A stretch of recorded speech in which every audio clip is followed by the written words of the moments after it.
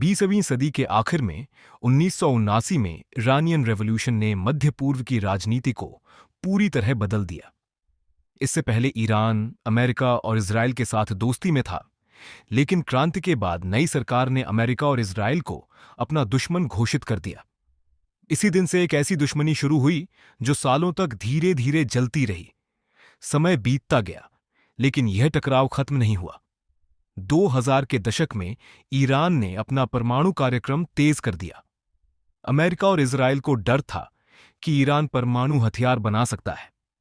2015 में एक समझौता हुआ जिसे JCPOA कहा गया, लेकिन 2018 में डोनाल्ड ट्रंप ने इस समझौते से अमेरिका को बाहर निकाल लिया। इसके बाद हालात और ज्यादा बिगड़ गए। धीरे धीरे यह लड़ाई सीधे युद्ध में नहीं बदली, बल्कि छुपे हुए हमलों में बदल गई। इसे प्रॉक्सी वॉर कहा गया, जहां ईरान और इजराइल सीधे नहीं बल्कि दूसरे देशों और संगठनों के जरिए लड़ते रहे। सीरिया, लेबनान और गाजा जैसे इलाकों में लगातार हमले होते रहे। यह एक ऐसी आग थी जो दिखती कम थी लेकिन जलती लगातार थी। फिर आया साल 2026 और यही वह समय था जब यह छुपा हुआ संघर्ष अचानक खुले युद्ध में बदल गया। 28 फरवरी 2026 की रात यूनाइटेड स्टेट्स और इजराइल ने मिलकर ईरान पर एक बड़ा सैन्य हमला किया। लड़ाकू विमान आसमान में गरज रहे थे, मिसाइलें तेजी से अपने लक्ष्य की ओर बढ़ रही थीं और कुछ ही घंटों में सैकड़ों हमले किए गए।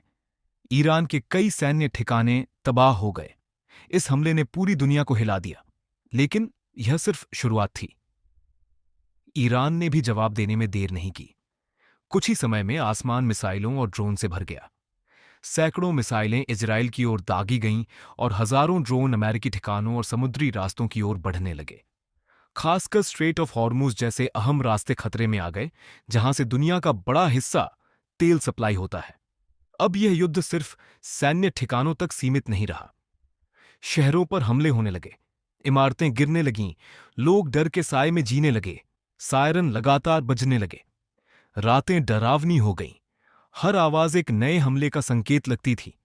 इसका असर सिर्फ इन देशों तक सीमित नहीं रहा, पूरी दुनिया इसकी चपेट में आ गई। तेल की कीमतें बढ़ने लगीं, फ्लाइट्स रद्द होने लगीं और शेयर बाजार गिरने लगे।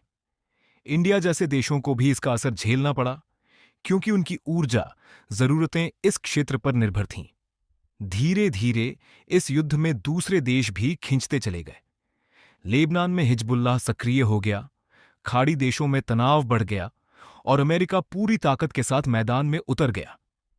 अब यह सिर्फ 3 देशों का युद्ध नहीं रहा, बल्कि एक ऐसा संघर्ष बन गया जिसे दुनिया तीसरे विश्व युद्ध की शुरुआत मानने लगी।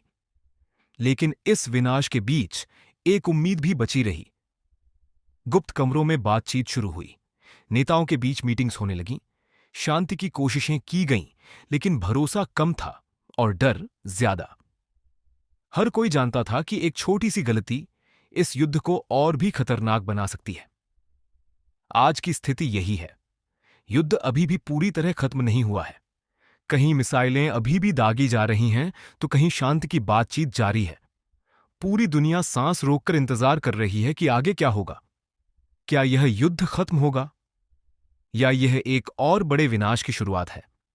यह सिर्फ एक युद्ध नहीं, यह ताकत, डर और नियंत्रण की लड़ाई है, जिसका असर हर देश, हर इंसान पर पड़ रहा है और जिसका अंत अभी भी अनिश्चित है।